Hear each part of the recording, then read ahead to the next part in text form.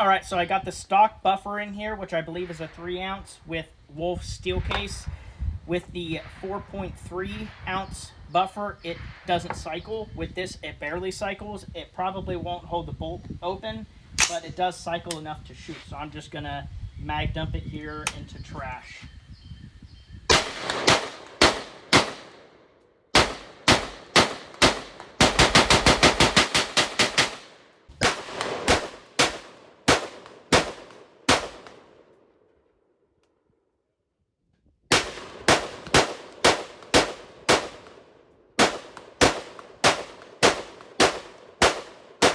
Hey guys, Short Midget here. I am doing a quick review on a friend's AR-15 12.5. Of course, this is a pistol. Now this is his first intermediate cartridge weapon. He has a couple 9mm, and for a while I've been trying to get him to do an AR, and he has finally done it. So this is what I would consider a mid-length, being a 12.5, pretty perfect length if you ask me. So the bag that he uses in it for it is a Savior. You can just see it here. Yeah, just a basic bag. It does have a lot of storage compartments, so it's pretty solid. He got that from AIM Surplus. But now to the gun. So we'll start from the back and go to the front. So this lower receiver is from Palmetto State. It was a complete pistol lower. So it does have the SBA 3. It is adjustable. I think it's 5 positions if I'm not mistaken. I believe it's 5. Great pistol brace. Very, very common. One of the most popular. The most popular, I would say. The lower receiver came with Magpul components, so Magpul grip, Magpul trigger guard, and it's the basic stealth lower, which means it does not have the Cross Cannons logo, so it's just nothing. It's blank. This was $200 free shipping, and of course you got to pay for the transfer fee, which was 20 something, 25. And great price. Fantastic AR-15 lowers from Palmetto State. All 3 of my ARs use PSA lowers. I think they're fantastic. Great bang for the buck. And I do recommend upgrading them. I don't recommend keeping them stock. And I'll explain what he put in here, or I help him put in here. So moving forward, we have an ambidextrous selector switch. Now I don't recall what brand this is. Battle Arms. That's the bolt lock. Can't remember. It is ambi, and it is scalloped on the one side. So for your pointer finger, your trigger finger, when you have it up here, if it was large, it would kind of get in the way. Fantastic. This is almost like one of the KAC. So there's KAK. That's a totally different brand from KAC Knights Armament. So this, if I'm not mistaken, is like one of the Knights Armament ones. It's like almost a clone, because the Knights Armament ones have been around for a long time. I don't even know if they sell them just as a standalone, but you know, obviously companies will make clones over the years, and that's kind of what this looks like. If I'm not mistaken, correct me if I'm wrong. But good selector switch, 90-degree ambi. Charging handle on here is a Radian Raptor, ambidextrous. That's something I recommended. I think that is very, very important to have.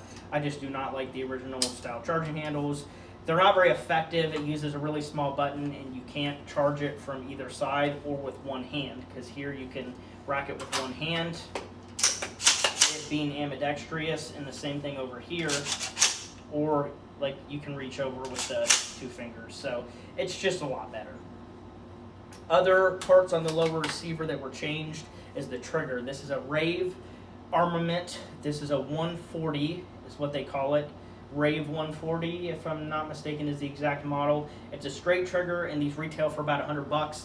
I have one of these in my 10.5. My brother's got one in his 10.5, and my dad has one in his 14.5 pin and weld. So great triggers. I have a lot of experience with them and a lot of different examples. Great triggers. They come with the anti-walk pins. The other thing, the last thing on the lower receiver that was changed, is the Battle Arms bolt lock. So I felt like, I mean, that's not necessary. I put one of the Geisley Maritime ones on my 10.5, and then the other 2 ARs have bad levers. But I think it's kind of important to have a bolt lock that's non-original. One, it looks a lot better with something upgraded, but it's also a lot easier to use.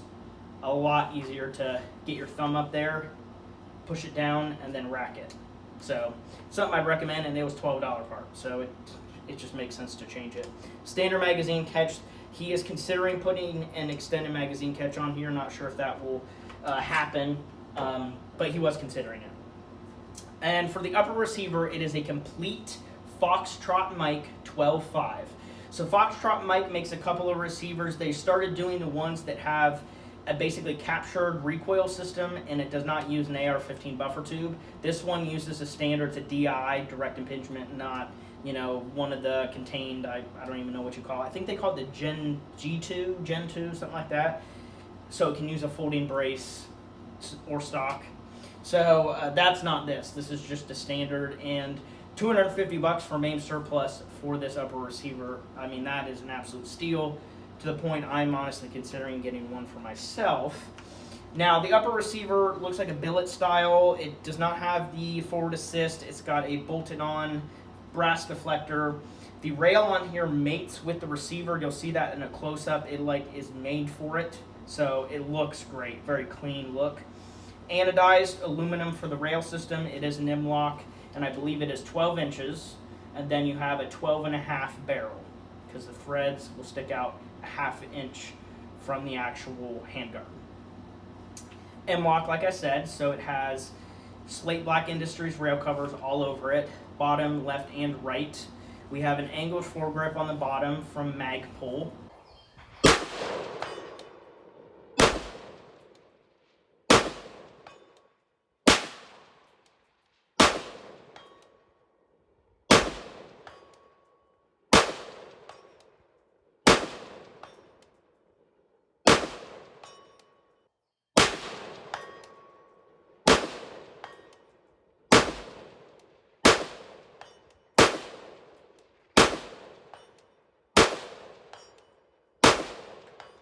On the top for the optics, you have a Swamp Fox. I believe this is called the Liberator 2. This has Shake Awake, and this was only $110, a fantastic price. I think retail they're like $140 or $150, but AIM surplus had like a clearance or a markdown, I don't even know, just on sale. Because we looked a couple other places and it was more expensive. So great optic, cheapest optic I've ever seen was Shake Awake. It's actually pretty crisp as well. Very, very good optic for the money. I'm not going to lie. Very impressed with it. It has buttons on the side, so up and down. So it's not just the knob over here. In fact, that knob does nothing. It's just the battery storage compartment. I don't know all the other details on the site. I believe it's a 3 MOA, which is pretty common. That's typical, maybe a 4, but I believe it's 3. The magnifier on here is a Juliet 3. So this is made by SIG. Now, I'm more impressed with the red dot than the magnifier, to be honest. It's not bad. The magnifier's not bad. But I was kind of expecting a little bit better clarity out of it. And we did just shoot it for the first time today. So maybe over time it'll grow on me, or, you know, we may mess with the focus. I did adjust the focus and it didn't seem to get any better. So I just figured I'd lay that out there. But it does line up perfectly, and barely had to adjust where the dot is in the middle. So it lines up great. Where the brace is, when you shoulder it, the eye relief is actually pretty good, not gonna lie. But the benefit is you can flip it to the side still and do close range with just the red dot, and it doesn't weigh much. You do have to push the button in and then rotate it yourself. It's not spring-loaded like the EOTech. It's like a hollow sun. You have to manually flip it over. And that's pretty much it for the accessories. The muzzle device on here is one of those like forward blast devices. There's no compensation, there's no muzzle brake, there's no flash hider. It just shoots it all forward.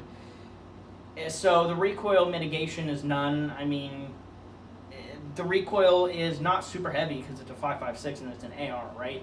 It feels a lot like my G36, not quite as snappy as the short stroke gas piston, but it does have muzzle rise. So I put a muzzle brake on my G36 to help it not rise so much. So this is the only thing that might change on here other than the magazine catch. Everything else is staying on here. The muzzle device might change, so that is to be determined. The other thing that is going to go on here that is not on here right now is this KAW, I've heard people say it, Valley Precision Sling Swivel. So this is a QD sling swivel that's going to go in the front here. The reason why he hasn't put it on here is because he didn't want me to cut these. Typically, I would just take my Dremel and cut the rail section cover to put this on. He didn't want that, so he ordered 2 slot panels. So he's going to put a 2 slot here and then put this up front. So he's going to do that once he gets them. Probably be here Monday. Those covers. And then he has a replica Magpul sling. Now, I have 3 of these, so I can vouch. They're only 20 bucks. These are MS4 clones. They're not real. They do have trademarks, which is interesting. It even says made in USA. I don't think this is real, though. Like, I don't think so. His swivels are black. Mine are silver. So I think they're just Chinese made. I've never had an issue with mine, so I just recommended it to him. It's not like he's going to use the sling all that often anyways. I just recommended it to him because, I mean, there is a sling swivel spot in the brace, and then it's super cheap to get, what was it, like almost 15 bucks for that slot to put up here, this QD slot. So it's well worth doing that. And then you can basically use your handgun if you needed to and have this slung instead of laying your gun down and chance somebody taking it kind of thing. So you want it on you, but you need your hands to do something. So other than that, this thing is staying the exact same. Now, the ammunition that he shoots is M855 X-Tac green tip. Pretty good ammo. I use this in 2 of my 5.56s. Never had an issue with it. It's reliable. It has sealed primers, so it's a good shit hits the fan kind of cartridge. And it's green tip, so it does pretty good penetrating like cars and stuff. It's not soft barriers. It's not going to go through body armor or anything like that. It is a 5.56, so it does keep good velocity. Out of this 12.5 with the 62 grain, I'm guessing it's getting 2,700 feet per second, maybe a little bit more. But from the velocity test that I've seen, 27 seems about normal for a 12.5. If you ask me, pretty perfect barrel length. Now, the benefits of this upper receiver is being from Foxtrot Mike. It is a double pinned gas block. It has a indentation point. What do they call it? Like an index point. So the gas block cannot be put on there wrong. And I believe it's just a carbine length, which is typical. You know what? Yeah, maybe this is a carbine length. It might be slightly longer, so it might be a proprietary gas tube. Can't remember if it's a carbine length or not. I'm thinking it is. I'm thinking it is. But a fantastic upper receiver for $250. I mean, this is an incredible deal. I might get one. It is a 223 wild 1 and 8 twist. I think 1 and 8 is perfect. It's right in between 1 and 9 and 1 and 7 because 1 and 7 is the most common. But it is a good twist rate for literally any cartridge. You could shoot a 45 grain, you could shoot a 77 grain, and it will work just fine with this twist rate. It being a 223 wild, it supposedly is supposed to be a tighter chamber, which can lead to a little bit more accuracy than other chambers. From what I've heard, like the science says that. I haven't actually put that to the test, but it's also a nitrided barrel, not chrome lined or anything like that. It could definitely get a solid 30,000 rounds before it would need replaced, and he probably won't shoot that in his lifetime, I wouldn't imagine.